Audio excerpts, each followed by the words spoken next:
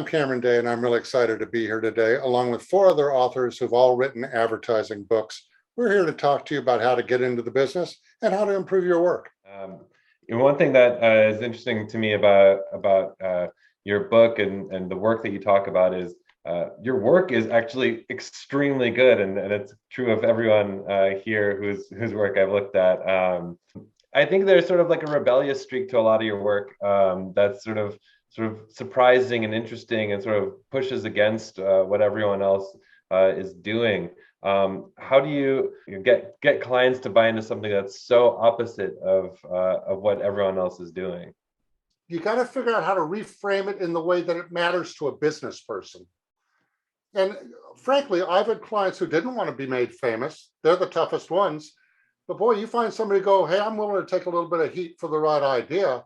Then I just think you reinforce to them, you're not going to get thousands of people calling up and giving you compliments. You're going to get complaints. But for every complaint, I swear on a stack of Bibles, 100 people are going to be saying good things about it out there in the world. And you may not get to hear them. One of the good things I've seen with kids coming into the industry now is a lot less focus on awards. I don't know if you guys are seeing it as well, but which I think is very healthy. I mean, there's a lot of advertising that's done that we as creatives think of as award-winning work. I don't necessarily feel it's award-winning. I feel like if it's not solving a business idea and there's not a strategy behind it, it's just not that great as far as I'm concerned. It's always a business. There's always a business problem to be solved. And selling it in isn't about winning you awards. It's about winning the client more business or getting them their next job. If I were a student and you hired me, what's it going to be like my first 6 months working under you at your agency? Well, hopefully it won't be hell because of who I am, but it should be hell as in terms of what is expected of you, because, and this is going to sound very old school, so forgive me for this. What I expect of you is for you to do everything I ask you to do, with the caveat that I'm also willing to do it myself if things get too crazy. And I always found myself responding best to the creative directors who I knew were willing to do the job, but asked me to do it, as opposed to people who ruled by fear and said, you're going to fucking do this or it's your ass. That's the kind of direction I never responded well to, right? They exist. So I'm a big fan of tough love and high expectations and really pushing people to be the best creative they're capable of being. So that's great. So if I join your agency tomorrow, I can expect to work on the television and create entire campaigns? No. What you can expect is that I'm never going to put you so far above your head that you're going to fail.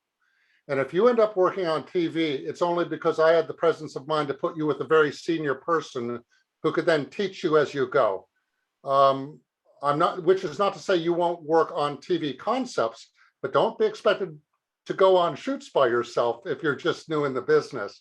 Because I think there are so many ways you can fail and fuck something up that sometimes I don't think you can give a person too much supervision when they first begin, but I think also you have to give them the freedom to solve it their way. Yeah, very good. Thank you, Cam.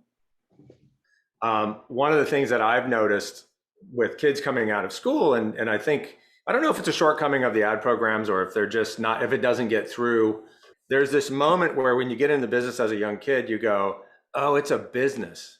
And the light goes out of, I've watched the light go out of creative kids' eyes before, where the light just goes out and you go, oh, what did I say? What did I do? You know, right. Talk a little bit about, like, I love your book is very, you've got a lot, I mean, in and out of it, laced in and out of it is what I'm going to call, a lot of collaboration, but also like really healthy compromise, not compromising the product, but compromising process with each other, getting to know each other, learning about the client business. And you talk a lot about, like, make the client your friend, make the client your ally. Well, I think there's this classic old school idea that it's us versus them, creatives versus account people, creatives versus client.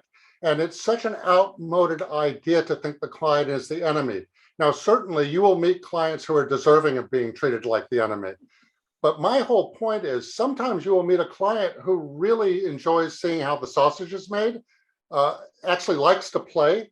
And in a funny way, you can involve them in the creative process. And when you hit bumps, if you're really doing it properly, your problems are their problems to help solve too.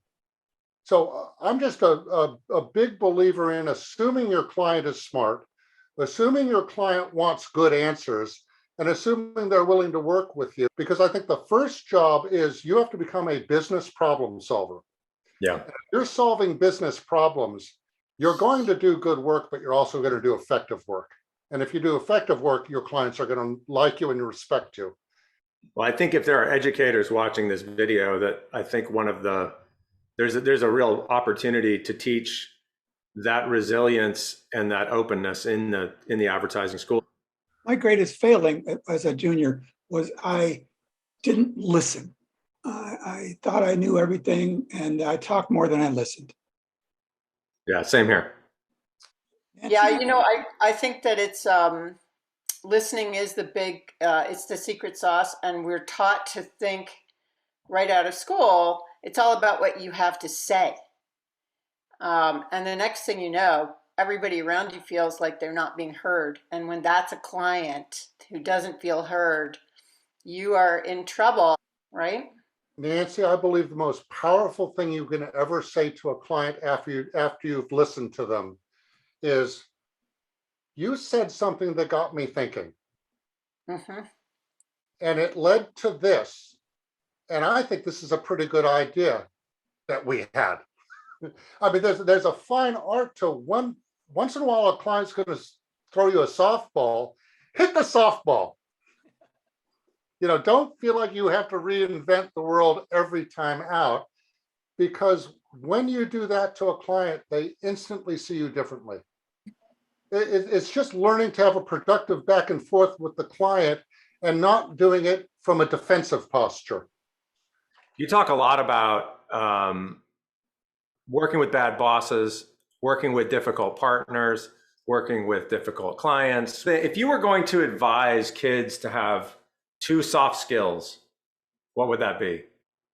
Being able to interpret what your creative director is saying to you and what the client is saying about your work, not taking it personally, and genuinely trying to figure out how to solve. Try to detach your ego from the process and just listen to the issue they're having. What about number 2? Tenacity, absolutely tenacity. You're going to lose a lot more work than you're going to win in this business. That's just the nature of the business. So you have to learn to take the losses and move on. And oftentimes, if you're good about it, you will find yourself selling something better in round 3 than you had in round 1. And it's hard to admit it at the time, but I've lived it too many times to feel differently. Some of the worst bosses I've ever had got some of my best work out of me.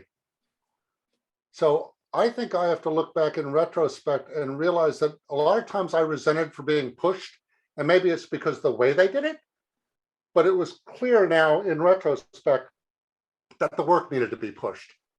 So I would say to students, don't automatically assume your boss hates you. He might just have very high standards. So I'd say give tough bosses the benefit of the doubt. They may be tough because they're really good, or they may be tough because they're really assholes. But either way, you can learn something. And sometimes the most valuable lesson you can learn is how not to treat people when you're in that position. I just vibed on you, Cam, as your second life can be as a therapist for creative people, because that's just really good advice. The funny thing, Luke, is the way I wrote my book, it was therapy. And it was me unpacking a lot of things that happened in my career and realizing in many cases, I allowed that to happen, or I poured fuel on it rather than correctly responding to it. So it's a tough job to be a boss in advertising. And I now understand that, as well as how tough it can be to be a creative who feels like everything you do gets killed. But as long as it comes from a place of tough love and genuinely wanting the best work, you should do your best to appreciate it and suffer through the pain. You talk about being your own brand and knowing what your values are as a person, as an artist. What are your values? the quotation here says, if your conscience tells you that you shouldn't do liquor or political advertising, don't do it. But what if you had to? You're a junior and you're at this guy, Cameron Day's new agency, and he says, you got to do this. What if, the junior wonders, what if you were told you have to work in this thing? And have you ever had to choose between your paycheck and working on a campaign? I've never been fired for refusing to work on something, but I have said I'm uncomfortable working on that for this reason. I'm going to give you an example, Luke, without naming names. I had a young writer who worked for me, and we were doing a seatbelt campaign in Denver. And she came to me and she said, when I was in college, I went to study abroad and was involved in an accident, and two of my friends died, and it was because we weren't wearing seatbelts. Would it be okay with you if I didn't work on this? Because it just really conjures up a lot of that stuff. And of course I said, no, you don't have to work on it. And it was fine. That's a good reason. You know what I mean? If somebody has suffered trauma, if somebody was raised by an alcoholic, I think there are very real reasons why you shouldn't work on things. But I also think that when you're interviewing, you owe the employer to know that. Yep. So if you're morally opposed to working on Microsoft and it's 3/4 of the billings, you probably should mention it. And I think most bosses really, if you have that employee come to you with a heartfelt, request to not work on something, it's only good business sense to look for somebody who would enthusiastically work on it, right? So I think that the young person who's afraid they're going to be in trouble for raising their hand and taking that stand usually doesn't have to be so nervous about it. On the other hand, too, it's a pretty hard thing to navigate. For some people, I'd say advertising isn't the business for you, because in many cases it's like, good luck pulling apart the fact that this company is owned by a cigarette company. They don't have the cigarette company's name on the banner, but guess who's behind it? It's not a business that it's easy to be purist about. To Nancy's point, it's like, I try not to be precious about what I will or won't work on, but there are a couple of things, wild horses could not get me to work on them. And it's not because I consider myself Gandhi, it's because I consider myself a human being, and you have to draw the line somewhere as a human being. So I think the advice would be, just have a line and take that line and own it. And if that means you don't get into Wyden because you don't want to work on X, then be willing to walk that line. When I was a kid in this business, first year, I was so award hungry. I was such a maniac that I was the only person in the creative department at Bozell who was happy to get in a car and go out to Honeywell to help them make weapon systems, ads for weapon systems. I don't think I'd do that today. And did you win an award for your Honeywell ad? No, I must have made 50 or 60 ads, and Ron Anderson was the art director, and some of them didn't suck, but they didn't want to run advertising. They just wanted to look at ads. I think the other thing is, like, as you get older, further on in your career, you can be a lot more picky. I've gotten considerably more picky. If you're kind of middle ground on whether you want to work on it, take them business ideas that show them how to be a better company. And I think that's where David goes with his book, that if somebody's leaning that way but could lean harder, be the person who shows them how to lean harder. Nancy, what was it like convincing Dove to get out of what I used to call inadequacy marketing? They make women feel bad for not looking like this. That must have felt pretty cool to reintroduce beauty into the world in a way that wasn't horrible. What it took to get the whole global Unilever Dove client group on board took literally years.